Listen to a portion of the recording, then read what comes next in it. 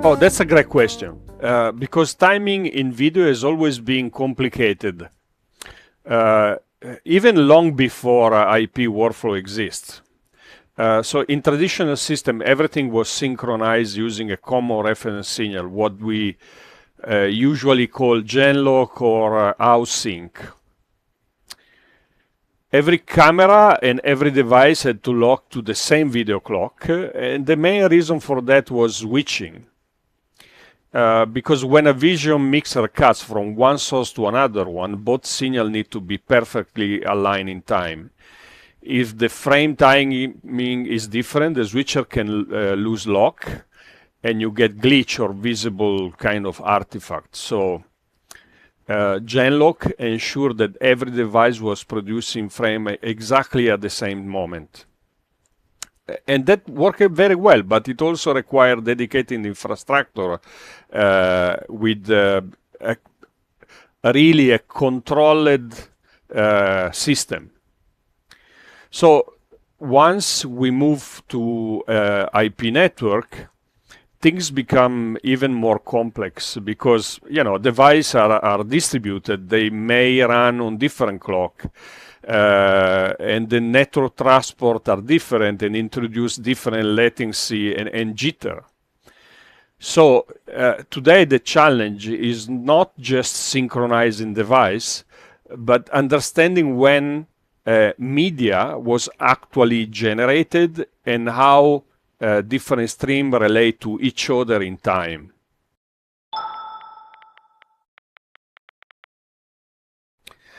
Oh yes, I did say that, and I know it sounds a bit provocative. What I meant is that NDI doesn't enforce synchronization at the transport layer in the same way that deterministic broadcast systems do. As I said before, in traditional broadcast infrastructure, synchronization is fundamental. Everything is locked to the same reference, typically in SDI using genlock or with IP with technology like PTP. And frames are expected to arrive in a very predictable way. So NDI is completely different. It uses a completely different approach. It runs on a standard IT network, which is, you know, by nature a best effort environment. And packet may take different path, latency can vary, and devices are not necessarily locked to a single master clock.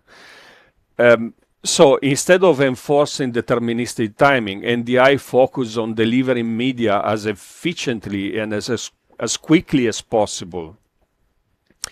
And you know, this design choice brings important advantage. It makes NDI flexible, scalable, able to run on ordinary network without requiring specialized infrastructure. But it also means that synchronization has to be handled differently, which I believe is something we will talk about in a moment.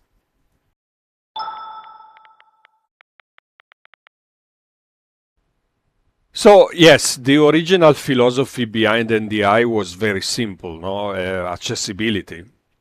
And when NDI was created, the goal was to make high-quality video over IP accessible to a much wider audience, not only to large broadcast facility with specialized infrastructure. So, and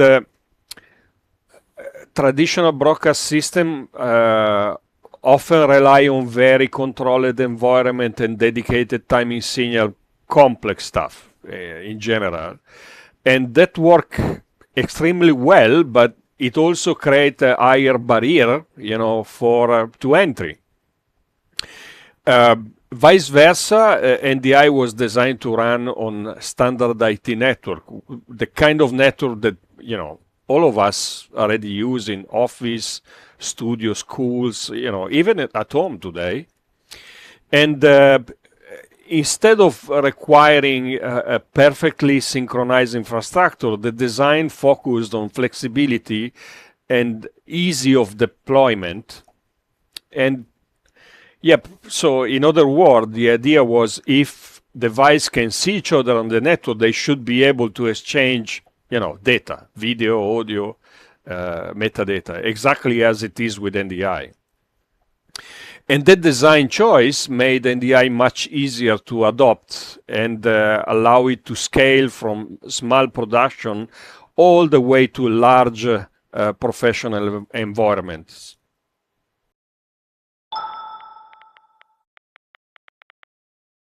Oh yes, and this is where the shift in thinking really happened. So even though NDI itself is not a deterministic transport, we can still know exactly when a frame was generated. So the key idea is synchronizing the system clocks rather than the transport.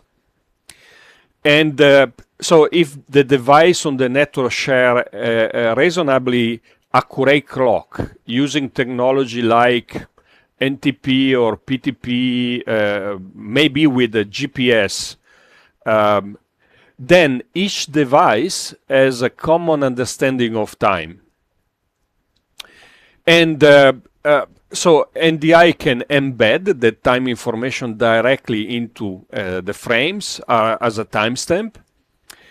And in this way, instead of trying to guarantee that every packet arrive at the same precise moment, we record when the frame was created. And that allows receiver and application to understand the relationship between different streams.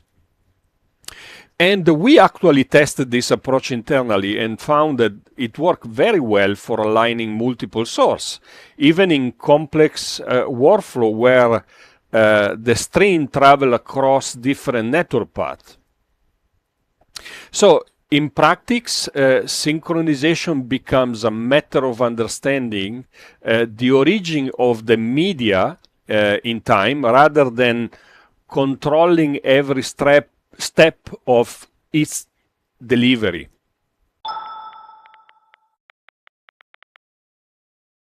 So NDI use 64-bit integers in 100 nanosecond unit because it provides a single universal time representation that is precise, compact, and easy to process, and large enough to cover essentially any real-world timing requirement. It avoids floating point rounding issues and work well with both UTC-based timestamp and application-defined timecode, and provide enough resolution for accurate audio and video synchronization. So the trade-off is that some fractional frame rate, such as 5994 frames per second, cannot be represented exactly in 100 nanosecond step. And because of that, very small long-term drift can occur in current implementation. Our white paper that is online discussed this in detail, and it also explains how future version of NDI will address it using a running frame count together with the exact frame rate ratio.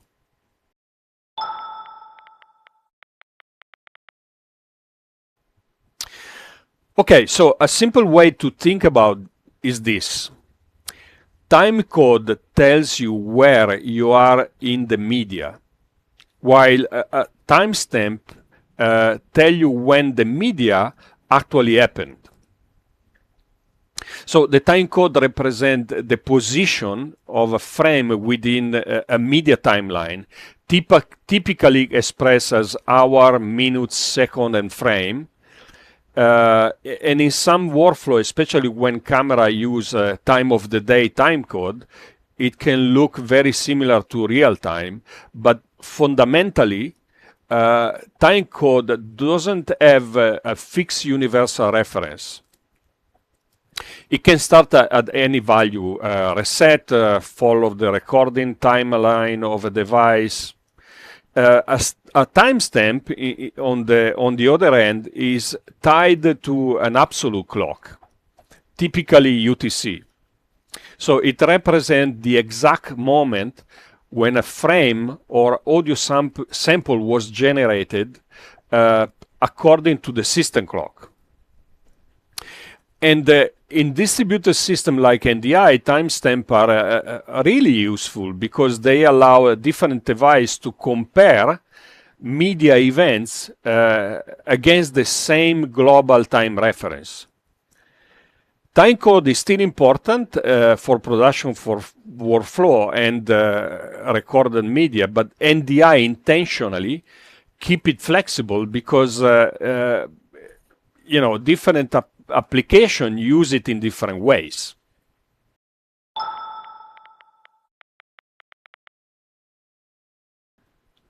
So yes, if your goal is to synchronize NDI stream, then timing becomes very important. If that's not your goal, in most cases you don't need to do anything special because NDI itself do not require explicit synchronization to function correctly. But if you want to align multiple streams, then the best practice is to make sure your system clock are synchronized across machine using technology like NTP or PTP. So once the clockers share a common time reference, each sender can embed accurate timestamp into the NDI frames. And this allows receiver to understand exactly when each frame was generated. If your source already carries time information, for example, an SDI signal with timecode, is also a good practice to preserve that timecode in the NDI stream. And then the receiver can collect multiple NDI source and can then read those timing reference and use them to realign the stream if needed. So even though NDI itself is not deterministic, accurate timing information allow application to synchronize stream in a very flexible way.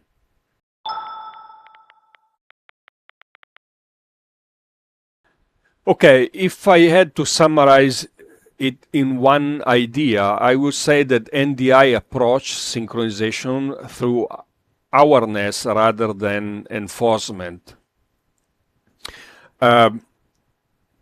Because traditional broadcast system enforce synchronization through, strong controlled infrastructure.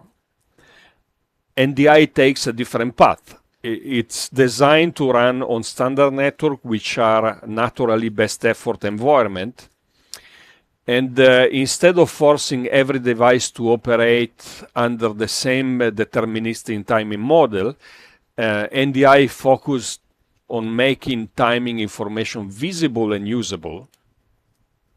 So, and when application understand when the media was generated, they can make intelligent decision about alignment and synchronization. So the philosophy is really about flexibility. Provide accurate timing information and let application build robust workflow on top of it.